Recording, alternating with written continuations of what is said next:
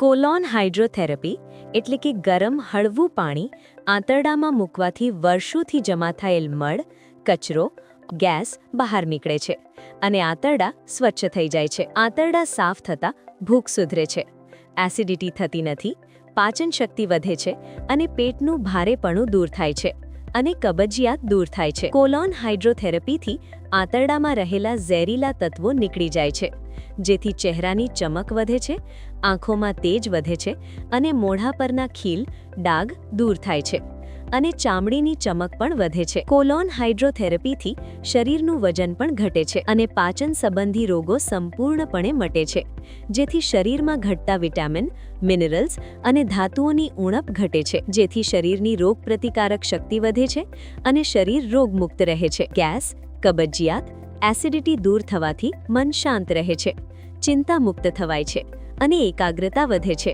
સાથે સાથે યાદશક્તિમાં પણ વધારો થાય છે. તો દરેક વ્યક્તિએ નિયમિતપણે કોલોન હાઇડ્રોથેરાપી અવશ્ય કરાવવી જોઈએ.